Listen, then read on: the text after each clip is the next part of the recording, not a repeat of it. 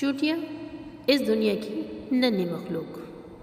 آئیے دیکھتے ہیں، کیا آپ جانتے ہیں بارش سے پہلے ہی چونٹیوں کو کیسے پتہ چل جاتا ہے کہ بارش ہونے والی ہے؟ دیکھتے ہیں قرآن پاک کی روح سے۔ چونٹیوں سے متعلق سورہ نمل کی آیت نمبر 17 اور 18 میں اللہ تعالیٰ کا ارشاد ہے کہ اور سلیمان نکلے اپنے پورے لشکر کو لے کر، جس میں انسان، جن اور تمام جانور شامل تھے۔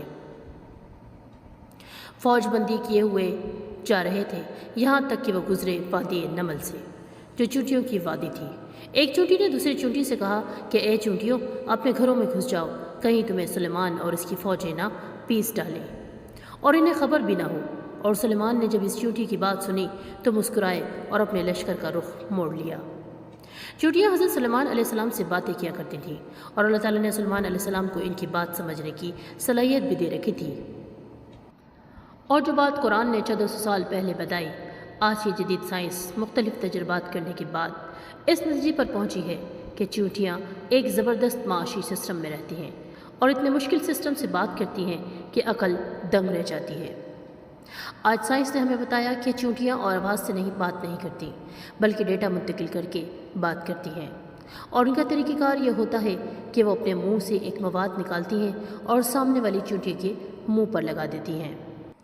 آپ نے اکثر دیکھا ہوگا کہ بارش سے پہلے چونٹیاں اپنے گھر کے باہر گول چکر لگانا شروع کر دیتی ہیں اور مٹی کے پہاڑ بنا لیتی ہیں تاکہ بارش کا پانی ان کے گھر میں نہ آ سکے۔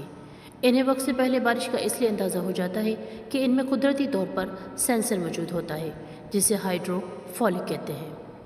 جب ہوا میں نمی تناسب زیادہ ہو جاتا ہے تو چونٹیوں میں موجود یہ سینسر اسے محسوس کرتا ہے اور چونٹیوں کے دماغ کو بارش کے متعلق پیغام پہنچاتا ہے۔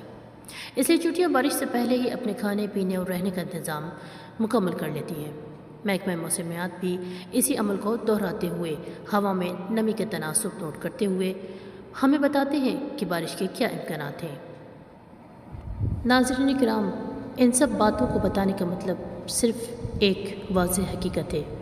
تاریخ گواہ ہے کہ جنہوں نے قرآن مجید کو غور فکر کیا، غور فکر کے ساتھ پڑھا اور اسے دل میں اتارا، تو پتہ چلا کہ لوگوں نے درختوں کے نیچے بیٹھ کر نہ صرف زمین کے حجم بتایا، بلکہ یہ بھی بتایا کہ انسان پرندوں کے مانند کیسے پرواز کر سکتا ہے۔ چنانچہ جہاز کے سب سے پہلے موجد مسلمان ہی ہیں۔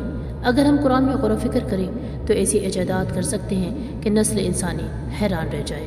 اللہ تعالیٰ نے قرآن پاک میں ارشاد فرمایا ہے کہ کائنات میں عقل والوں کے لیے بہت سی نشانیاں ہیں، تو کیا کوئی ہے جو اس کائنات کو کھوج سکے؟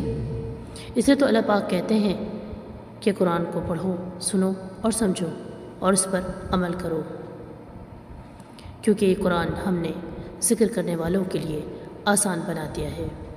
اللہ پاک فرماتے ہیں وَلَقَدْ يَسَّرْنَا الْقُرْآنَ لِلذِّكْرِ فَهَلْ مِن مُّدَّكِرٍ۔